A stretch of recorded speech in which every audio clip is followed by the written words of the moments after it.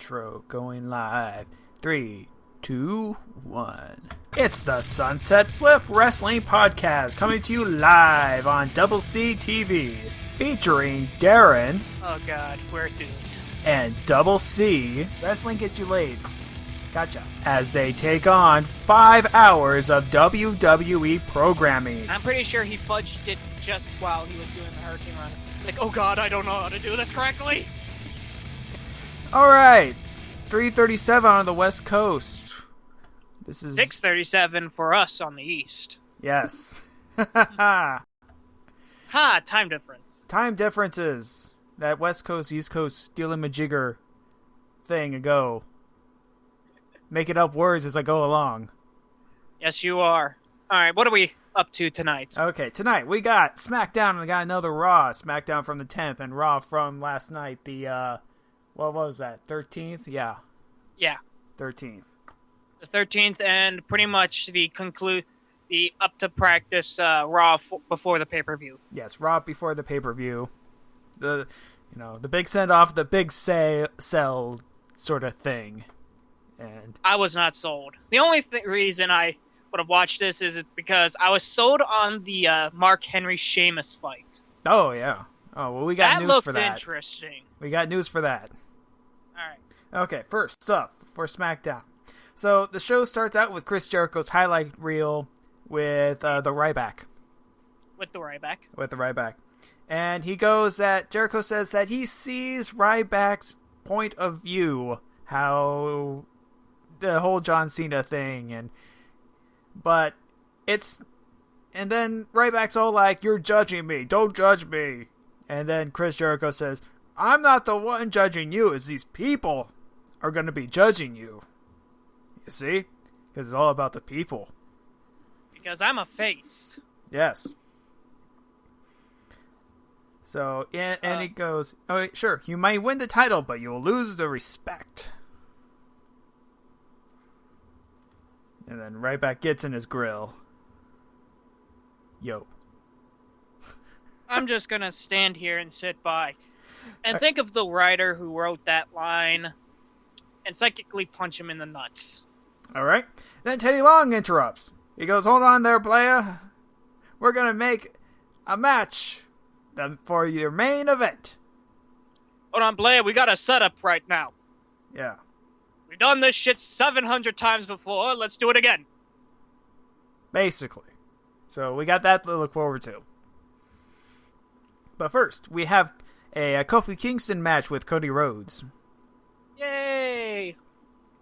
This one was okay. The finish on this one was Cody Rhodes has the upper hand. He's going to do the disaster kick, but Kofi Kingston does his Trouble in Paradise to his gut and picks up the 3 count. Huh. I thought Trouble in Paradise was supposed to be a head strike. Even Kofi Kingston can't jump that high.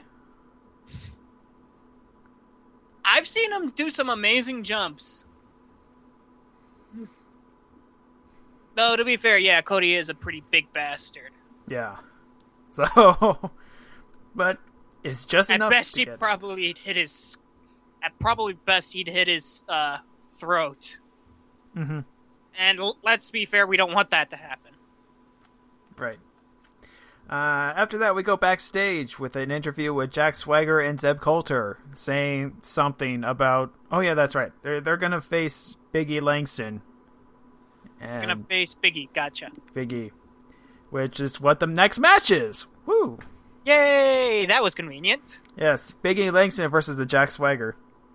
The Jack Swagger? Yes. This match didn't really happen all that much because right away, Alberto Del Rio, who was on commentary, decides to introduce a ladder into the match. Right away. Huh. Match never got started. Del Rio cleans house, but before that, Jack Swagger kicks Dolph Ziggler's block off. It would be more appropriate to say that he punted him in the head so hard, even Randy Orton was impressed. Mm-hmm. And that was the thing. What you didn't see on Raw was that Ziggler continued. Was Dolph Ziggler. And, well, yeah, and he continued the spot. He took, like, a couple more quote-unquote headshots afterwards. Protected stuff, and he had like 4 or so bumps afterwards. But pretty much what we found out afterwards on the fact was that Ziggler suffered a major concussion because of that kick. He forgot what day it was. That's how bad it was. Oh, God, that had to... Oh, God, poor Ziggler. Yeah, Tuesday never happened. I've seen bad concussions. If you ever watch high school women's basketball, my God, those girls are vicious.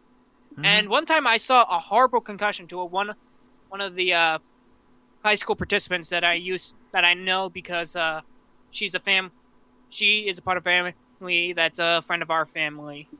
And my God, that looked horrible. And I could imagine the pain and suffering she went through for that. And I'm trying to relay that to Dolph Ziggler, who's probably not seeing straight right now. Yeah, medical update. He is still having headaches, but they are getting better. Headaches? Thank God. Well, you should be glad that it's at least headaches, man.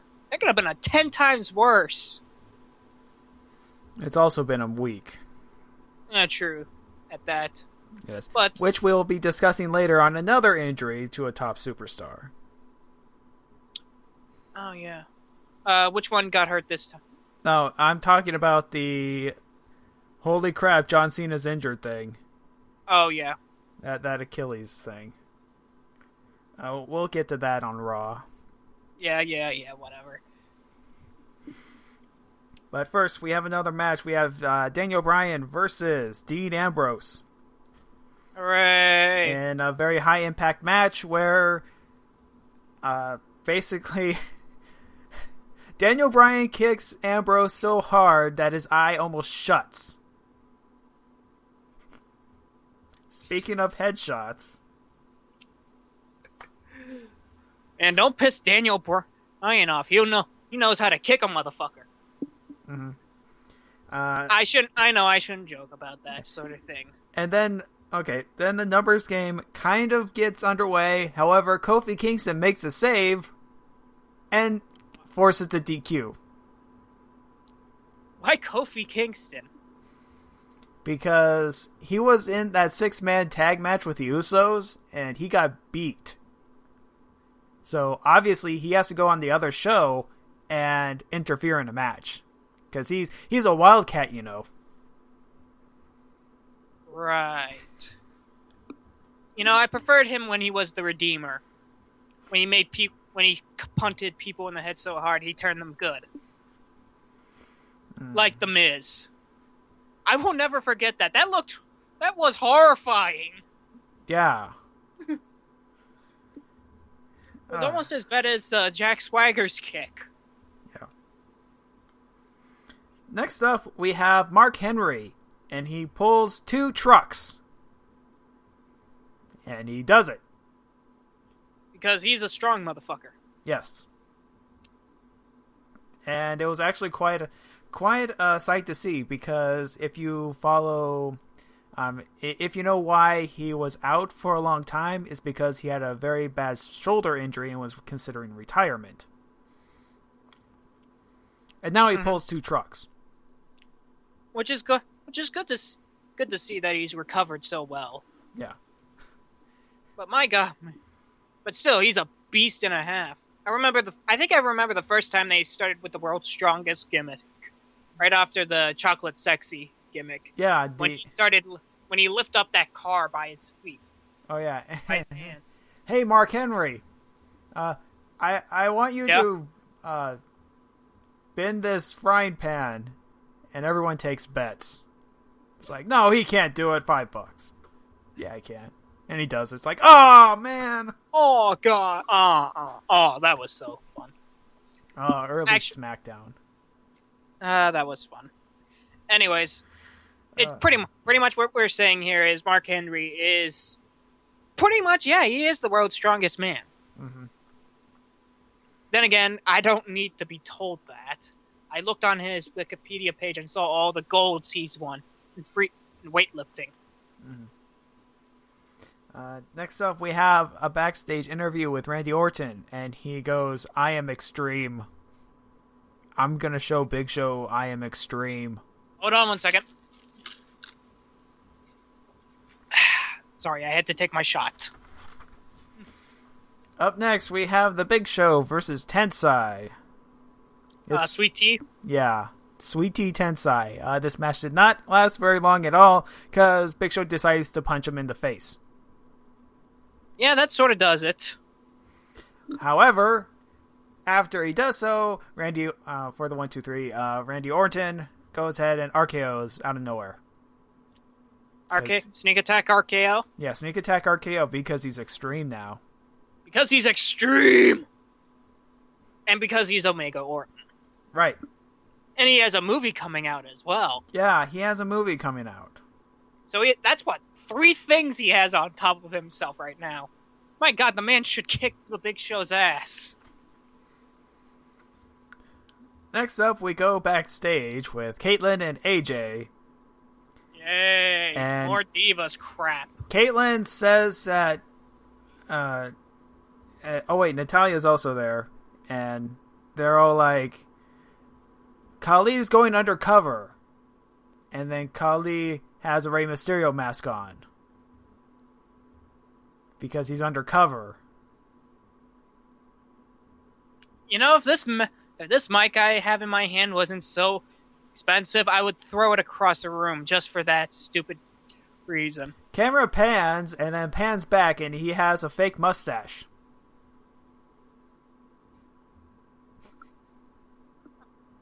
Does it get any stupider? No, it ends right there. Excuse me a second, I'm going to get my frustrations out. Smackdown, people.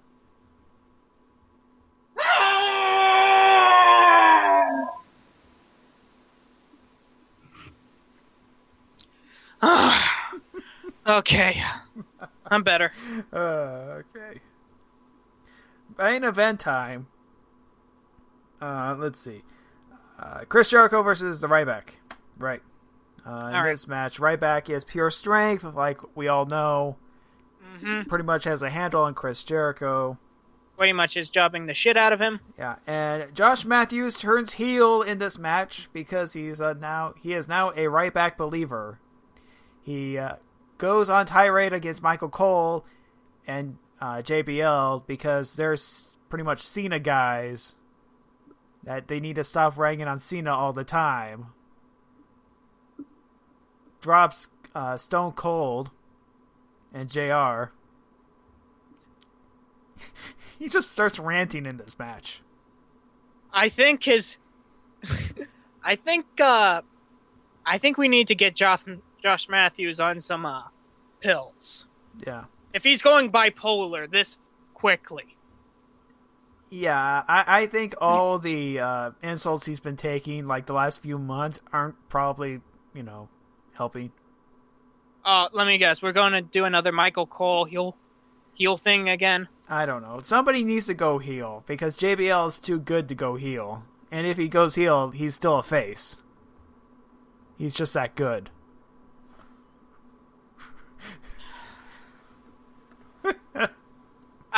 Sometimes I don't get why commentators have to do stupid shit like that. Can't they just report on shit?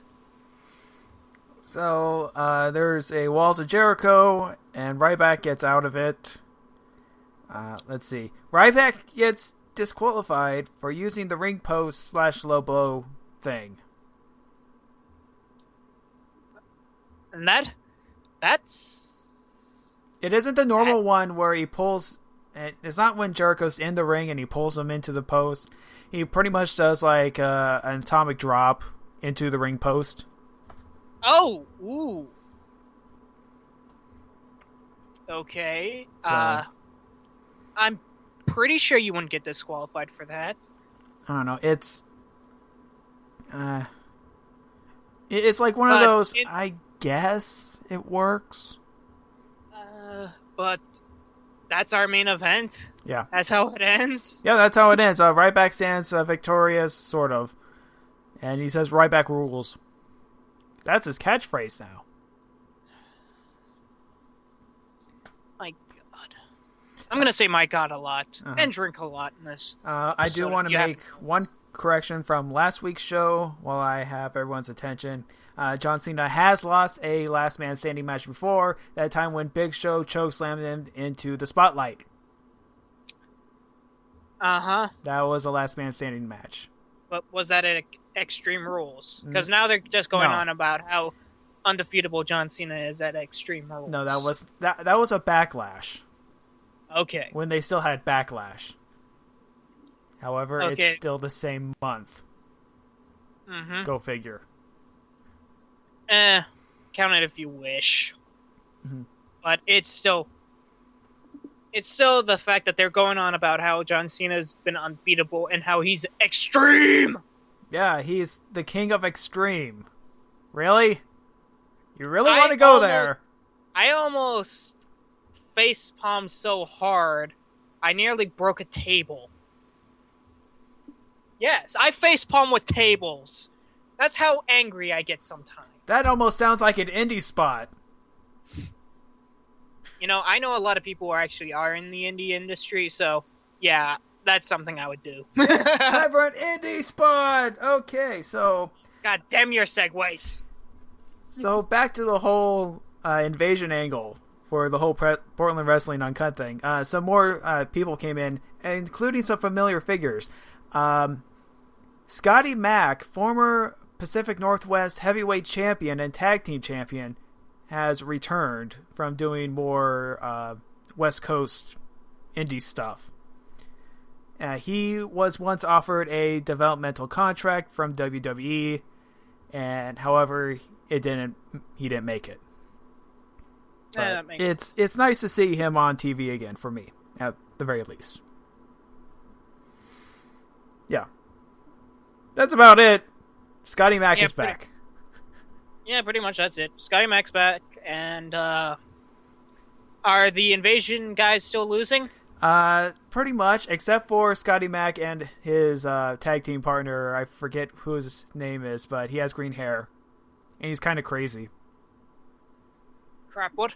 The Hurricane? No, not Shane Helms. He's Ravishing something, I don't know. But he has green hair and he's like a twig. Okay, so he's a very tall Oompa Loompa. Gotcha. Yeah, something like that. And next week they're going to be facing the Blanchard brothers for the tag team titles. So that should be a very good match, actually. The Blanchards are brothers that big guys, bald heads. You know. Because you can't have because most guys nowadays have to be big and bald. Yeah, and one of them does a Canadian destroyer. Nice. So. Anyways. Sometimes it works.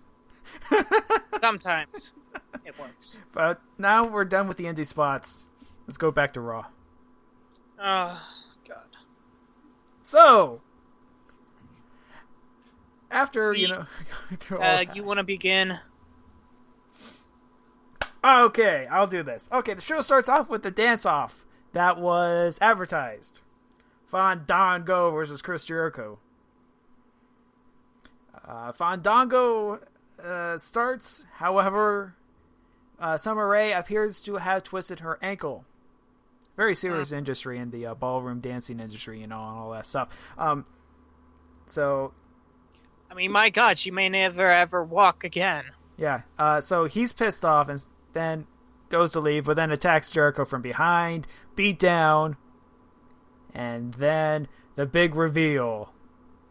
Summer Rae was faking it the entire time! Oh, what a heel!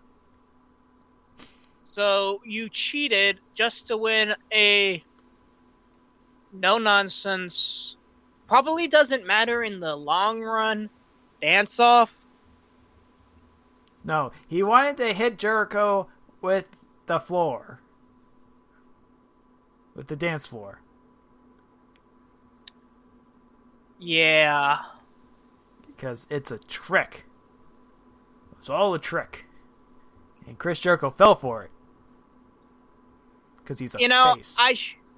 I should be one of those guys who says, well, this is what a heel would do. He would trick, lie, and steal because he's a bad guy. But this sort of makes Fandango look kind of petty. I don't know. I think the entire segment was okay. I mean, this is just me speaking, but it's nothing that will affect in the long run. I mean, you'll still have a match with him at Extreme Rules. Yes, you want to beat him up just for the sake of having him more injured before the match. Fine, I get that, but you had to actually fake a disqualification on a dance-off. Yeah. Saturday morning cartoon villain. Yeah, you want to twirl your mustache anymore? Thank you, Rita Repulsa. Yes. Sorry, I've been watching Power Rangers lately. It all works. It makes sense to me. It makes sense to me, but it's still Captain Planet villain bullshit. You're still a weenie. Yeah. You're still Mr. Weenie in my book. Okay. So, up next, we have Zack Ryder versus the Ryback. Yeah, I wonder how this is gonna end. Ryback smashes through Zack Ryder in record time, as far as him Squashes facing. go. Yeah, as far as squashes against Zack Ryder go. My God, poor Zack Ryder. He's got new gear and everything. He's got new gear. He's got a new look. He's just shit out of luck, dude. Yeah. Yeah, your contract's about up, dude. Get your resume ready. Okay, next up we have a tag team match. Tons of Funk versus the Primetime Players.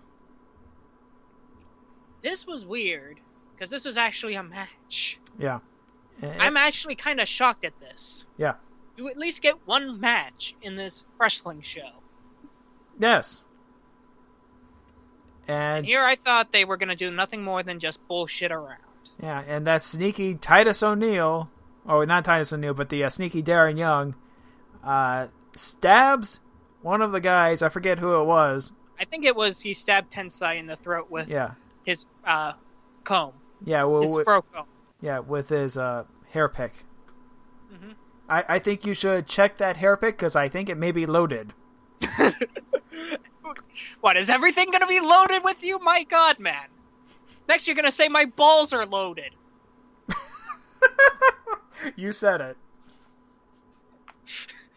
Hey, like the man says, I got balls of steel. So, Titus O'Neil picks up the victory. Mental image for everybody out there. Sleep well tonight! Next up, we have the Teddy Long World Heavyweight Championship announcement. Now. Oh, yeah. This is related to the concussion thing. And what I thought was going to happen is that since Dolph Ziggler wouldn't be able to compete, the title would have been vacated and the ladder match still would have happened. However, Teddy Long has a different story or thing to do. He pulls a Teddy Long. Actually, I'm kind of better with this angle because a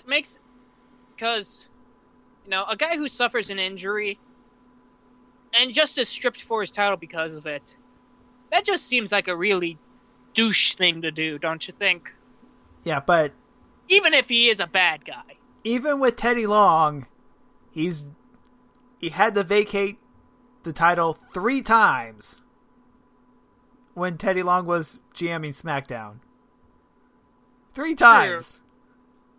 True, but in the end, I still like this better because, well, it's less douchey. Let's just say that. Okay, so it's going to be a number 1 contenders match with Jack Swagger and Alberto Del Rio, and it's going to be an I Quit match. I actually like this a little bit better because, the 3-way thing between Jack Swagger and Alberto Del Rio just felt more like it was still a continuation of the Alberto Del Rio Jack Swagger problem, and Dolph Ziggler was just included in all this. Yeah. Now it continues. It continues now properly, But after this, it probably will be more focused onto the heavyweight championship itself. Mm-hmm. Plus, we Holding, get this... Yeah, go ahead. Holding hopes beyond hopes, crossing my fingers that they might do it that way and move on to the other person move on to something else. Doubtful though it may be, I'm going to hold some hope to this. Mm-hmm. And we get to see another I Quit match. I could always live with that. Yeah. I like I Quit matches. I do too. So, next up, we go Kofi Kingston versus Damian Sandow. And we learn that Kofi Kingston is going to defend the title against Dean Ambrose. So, I didn't know that he had a number one contendership. Or do USA championships title championships just go by the wayside for contenderships? I mean, we can't have like actual authority or proper order in this thing, can we? Right. Well, he got beat in that tag team match. So title shot. So that was a tag team match. You could argue that they were open to the WWE. Dean Ambrose is open to the WWE Championship because he beat John Cena. Yeah. See, logic there. I'm actually thinking, unlike you fucking writers. Okay, in this match, Damian Sandow gets on the mic and he says he is not going to sing for the people, and everyone is disappointed. Aw, I was disappointed. Were you disappointed, Casey? I was horribly disappointed. I wanted to hear Damian Sandow's version of Kofi Kingston's theme music. Though I was happy with what he said afterwards, because this has become the utter truth. That the U.S. Championship is a joke. Yeah. I don't agree a lot with what Damian Sandow says. Not because he's a heel, but because he uses phrases out of context. But, yeah, he's totally right on this one. The U.S. Championship is a complete and utter joke. Yeah. There's no other way to say it. Mm-hmm. So, I didn't get much out of this match, but I did take notes of what the commentator said. The commentators talk about comics and sea snails. Kofi Kingston wins. Oh yeah, this kind of pissed me off as well as a comic book fan. Which makes no logic. Kind of pissed me off as a comic book fan. So he says that Damian Sandow pretty much disapproves of comic books. So what? We can read great literature like the Great Gatsby, which is nothing more than 1920s melodrama out of its wazoo. Oh yeah. I mean, like actual responsibility, and with real power, with great power comes great responsibility. It's so much better than trying to fall in love, trying to have sex and subjugate a woman who is basically the most materialistic woman out there. Yes, I don't like The Great Gatsby, and yes, I bring it up because that stupid movie's out. Nobody saw that movie. Nobody cares about that movie. They all care about Iron Man, which is the damn truth of things. Next up, Mark Henry comes out, and he wants to call out Sheamus. And he has a leather strap on him. A new leather strap, mind you. This is a raw leather strap, by the way. I can easily go into a very dark and disturbing place with this. But I'm not. Simply because the fact that I don't want to keep you up with any more nightmares tonight. So, Mark Henry explains the rules of a strap match after the commentators put up a video of JBL's bull rope match with Eddie Guerrero. Hey, sometimes you gotta explain stupid things to stupid people. That's what I'm getting at. And he demonstrates the rules by attaching one end of the strap to Josh Matthews. And pretty much ragdolling him through the entire thing, I think. Mm-hmm. Yeah. But he gets out just fine. He doesn't get whipped, but Sheamus comes out. And he's all like, oh, hold on, fella, let me get under the ring. Gets another strap. And they beat the hell out of each other with straps. My God, man! If you'd made this sound any more dirty, I'd have to say that we have to go X-rated. Okay, and then eventually Mark Henry gets out of the ring. He's had enough. And we move on to the match. Yeah. Match for the pay-per-view. Right. And then we get... Which is actually... sorry to cut you off again. Okay. Which is actually probably the only match I'm kind of interested in. Because that actually looks kind of fun. Yeah. Let's see. We have a promo for WWE's new movie, 12 Rounds 2, 12 Rounds Harder Electric Boogaloo. Nice. I did not get to see the trailer because I don't care. Pretty much it's just Randy Orton trying to be Randy Orton. Through 12 rounds? Mm-hmm. It's pretty much, think like, the Running Man, except lamer. Wait. That it's... Wait. Not, I probably used that wrong, but it's sort of like a weird Simon Says game that they're doing with, like, this hospital guy who is Randy Orton, and some sort of, like, some kind of a crazy madman who is ordering him to do things or else he's going to blow up the world.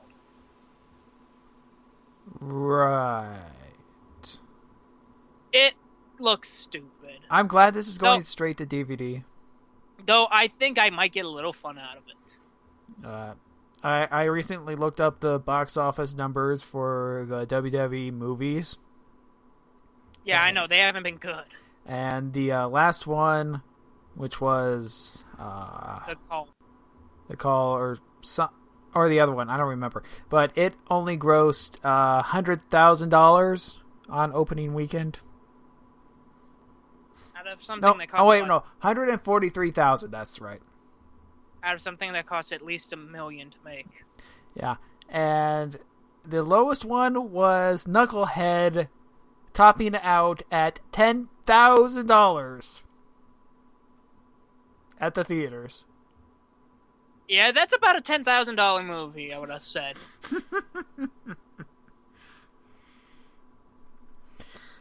Next up, we have a match. We have Antonio Cesaro versus that 12 rounds captain, Randy Orton. Mm-hmm. And Cesaro is good as always. Naturally. And he's in the doghouse, apparently. I don't believe it, but whatever. RKO after a pin attempt. Sneak attack. RKO. Naturally. Yeah. Orton wins. Yeah. And skip to the next scene. Heath Slater versus The Miz. Yay, another match. Yeah. But we get actually informed in something interesting on this one. That the pre-show is going to be The Miz versus Cody Rhodes. Oh. Pretty much, the pre-show for Extreme Rules is going to be The Miz versus Cody Rhodes. Why? But, it's going to be on YouTube. Well, so, I know that The Miz is the king of YouTube pre-shows. Yeah, it's pretty much that reason why. He's the king of YouTube pre-shows, and we need a match to burst on to promotion material. We give you one match for free, but you gotta pay for the rest. It's all $40 to see the end of the stupid feuds. Slater... Will the Shield win again? My guess is yes. Slater taps. Naturally. Okay. Here we go. 6th match of the night. This is a big one that they've been advertising all night long. This is the John Cena Team Hell No versus the Shield. 6-man tag elimination match. Tag match. I have issues with this match. I have issues with this match too. My big issue is they could not lose to the Shield. They could not win against the Shield. That the Shield just dominated them through and through. Mm-hmm. They didn't lose a single man. they were able to just outright win. Not really. Not really, but they won pretty much by out-eliminating everybody else. I wrote down everything that happened. Kane gets himself disqualified. Then DDT to Daniel Bryan. Mm-hmm. Seth Rollins gets pinned because of John Cena and Super Cena going into overdrive. And then Reigns gets disqualified. And then it looks like Ambrose is going to get beat, meaning a John Cena roll. But Ambrose, everyone else goes in for another DQ. 3 disqualifications. So pretty much, yeah, that's stupid beyond all recognition. Because John Cena can't be beat. Or the Shield can't be beat as well. This is my major problem with the Shield. And I've said that a lot, I know. My major problem with them is their stupid justice gimmick. My major problem with them is that they do nothing. And my third major problem is they always win. They're going for the tag titles. They're going to win the tag titles. They're going to win their stupid U.S. title. It literally is nothing more than they win, they win, they win, they win. That's not interesting. That's not interesting to me.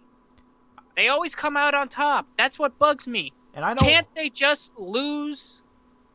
Okay, they can lose to anyone but John Cena single-handedly. Okay, I'll admit to that being stupid, but then again, he's Super Cena. I don't care if he's Super Cena. I can bullshit away with that saying whatever. You see, Shawn Michaels can pull that off. John Cena cannot. Yeah, but Shawn Michaels is wrestling god. I know. That's the difference. But, like you said, the stupid Cena thing, my problem with the Shield being just unbeatable, it's kind of boring after a while, because, I wonder if they're gonna lose against these jobbers. Okay, Ryback comes out after the match and hits John Cena in the leg. That doesn't really hit the tendon at all. No, good job, it more hits his calf. Yeah, good job, Ryback. Sure, no anatomy was never his best subject. Let's be fair. He was always a PE kid. Exactly. Now, okay, let me talk to you about Achilles injuries. Now, at work, not really at work, but it happened at work. Doesn't matter. So, I strained my Achilles tendon on Friday. I had trouble walking afterwards. And guess what? It is now Tuesday, and I can walk just fine. So what you're saying is that John Cena's being a giant baby. He's had 3 weeks to heal up. Now, you could say it's something worse than that. Like, he sprained it a lot worse than you did. Yeah. Which I'm calling bullshit on, mainly because that just sounds stupid on the refs. And if they dare say that he broke his Achilles tendon, I'm calling major bullshit, because he wouldn't be walking at all. He could not be walking, period. Your Achilles tendon is a rubber band. If that thing snaps, it's rolling up your leg. Yeah, it's the largest tendon in your body. And yes, it hurts a while and you can't walk properly. But you get over that. It heals a lot quicker. That's the good thing about tendons. They heal a lot quicker than muscles. Yeah, so...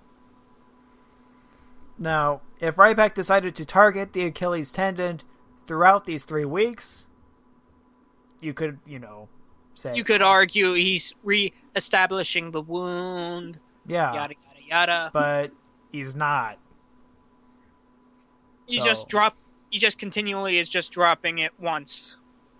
Yeah. So, John said, Ryback backstage. He goes, Ryback, roar. That's all he says. Oh, and that's another thing I want to complain about. Okay, go ahead. If I go on a subject. they keep on pushing their app. So you can see backstage interviews for whoever is doing it and whoever's going to be feuding against the certain person on screen. Do you That's right. My God, nice job at whoring yourself out, WWE. I mean, you are the king of whores, but you are pushing yourself to the extreme. Second, you expect me to not only buy your stupid app, but also watch it while I'm watching Raw at the same time. Having two things at once to watch. Get over yourself. I'm not that much of a multitasker. I'm a good multitasker. I'm not that much of a good multitasker. Yeah. And thirdly, Go ahead. I am not going to buy your stupid app, period. I'm not going to buy things to see what should be on your stupid program. This is like this thing with like the Star Wars RPG. To actually play the game properly, you need to buy accessible books. And I don't mean like the Star Wars Saga. I mean like the Star Wars D20. The really crappy one that Wizards of the Coast did. Yeah.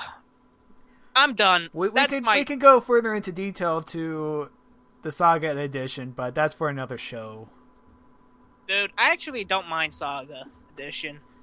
But that's like I said, that's another show. And here's what I have to say about the WWE app. It says something to me that you want to distract your viewers with another thing. You want to distract people from watching Raw, probably because Raw is not a very good product now. Or has been. Interesting notion. But I think it's mainly because they want like the double market. They want to make people watch their product as much as humanly possible. Plus, they also think that we're stupid as brains because we have to get the full access. We need to watch multiple things. And once again, it's completely useless for me because I'm on the West Coast.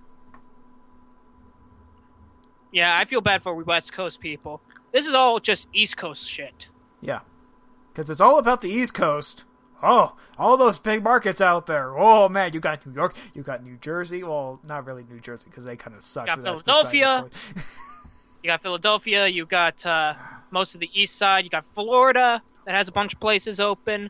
Connecticut, which, let me tell you, houses the offices of WWE. So I can tell you right now the reason why they care more about the East Coast. But West Coast is best coast. Yes, you got Los Angeles out there. Congratulations. Oh, LA sucks. Why do you think I was being sarcastic, dude? Okay. Back to business. Let's see. Goodbye, everybody from Los Angeles who was listening to us. Big E Langston versus Jack Swagger. This was a Raw active poll thing with the WWE app. What junk? Bah. I can see this a little bit more for the WWE app, mainly because it's just a poll, and you can literally just go bop bop. That's it. Yeah, that's it, really. Jack Swagger wins via countout by pushing Big E out into the crowd. I remember, wasn't that one girl just screaming her head off at Big E? I can't remember. But, dear Lord, like the fan reaction to that. Not a person was happy at this match at all.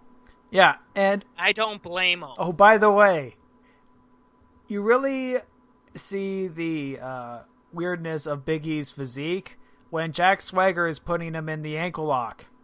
Because with a physique like that, you expect, really thick legs. He's all upper body. They're toothpicks.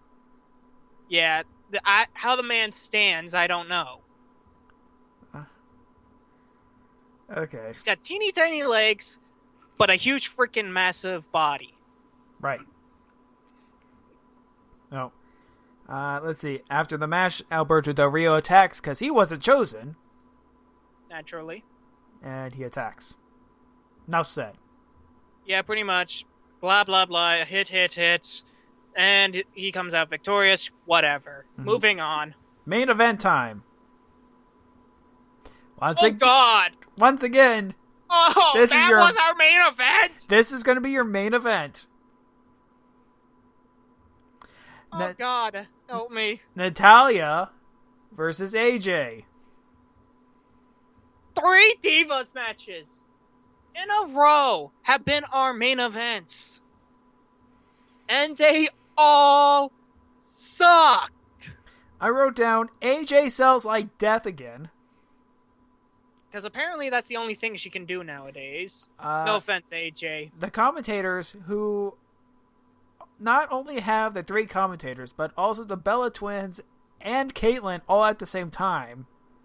Mind screw right there. As you're trying to listen to this thing, I'm just muted the damn thing because I wasn't listening to this crap. They referenced The View. See, there's a reason why I didn't listen to this crap. I'm almost breaking my poor microphone. However, AJ wins with a spider monkey submission hold. Weird-ass submission hold. I don't think... And excuse me if I'm wrong, but did Natalya tap during that? I didn't see it. Oh, she did. But you couldn't see the hand because it was smacking AJ's ass.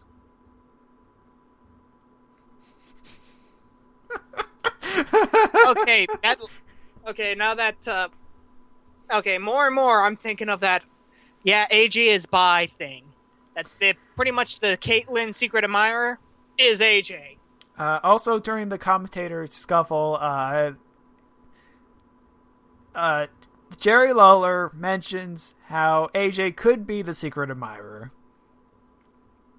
The Bella Twins and Caitlyn argue about how to tell the difference between the Bella Twins, and then mentioned Jerry Lawler that he knows how to tell them apart. Because he stares at boobs all day. Yeah, that's about it. I had more, but my brain melted. Hey, trust me. Your brain melting is the greatest thing for you to happen. Once again, I have to facepalm my poor table. It's got imprints of my head on it. Backstage, we go with Chris Jericho, and he goes that he's done playing games. He's super serial now. Yep. Super. And the moment some have been waiting for. It's Brock Lesnar and Triple H to face off before the big pay-per-view match. I did like this promo, kind of. But I did have issues with it. I will go into that. The promo was so big that the steel cage made an appearance. Yeah. I have no idea why Triple H wanted that down. I don't know. So, Triple H talks about hate, how he learned how to hate, and this cage is full of hate. And then Paul Heyman comes out and he goes, "You use the word hate a lot. Well, I like hate, but your company is supposed to not be about hate, and you're hating too much." Huh. Which would be an interesting dialogue on how WWE is a bunch of pussies. Yeah, especially now. Then we move on to what he says afterwards. About how he's going to hate working, about how he's going to hate being around his wife, about the blah, blah, blah, blah, blah, blah, blah, the same shit I've heard before. Then Triple H says to Brock Lesnar himself, "You are not a man, blah, blah, blah, blah, blah. You're Brock, not the animal, Brock the demon, Brock, you're Brock the bitch." And I don't hear a lot of bitches in this, in WWE nowadays, but to hear it actually kind of made me kind of happy, because I was thinking the same thing. Like, oh snap! Now we're gonna have a fight on our hands. Oh man, it's like that one time when The Rock came to Portland and talked about Kung Pao bitch. After he said that, the entire arena was like, "Oh no, he didn't." Oh. Anyways, so back to business. Actually, saying back to what Mark Henry said, that y'all are just a bunch of ignorant idiots. I'm starting to think every more and more that he's completely and utterly right. Yeah, he is. So, Brock Lesnar, having his manhood questioned, goes into the cage like an idiot. Naturally. And fights Triple H. So they fight. And Paul Heyman eats steel cage in the face. Oh yeah, that's always good to see. And then Brock Lesnar retreats.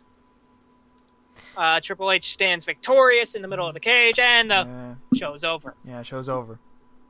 So, that was Raw. If this was a selling point for Extreme Rules, consider myself not gonna buy it. Yeah, this is another one of those pay-per-views where you either catch an illegal stream, which I don't do, by the way. Neither do I. Try to read it up on dirt sheets, or you can watch next week's show while we will have results of Smackdown, the pay-per-view itself, and the fallout from the pay-per-view. Are you just selling yourself out, dude? Dude, I've been doing a lot of that. My subscriber numbers for both the YouTube version and the Twitch have jumped by 2. You are a selling whore. You've gone all WWE on me, man. I don't know you anymore. By the way, be sure to download the Xbox 360 Twitch app so you can watch the show on your Xbox 360. I gotta end this right now, man. I don't know you anymore. I don't know you. Oh, so we have all that and more next time on the Sunset Flip Wrestling Podcast. Or...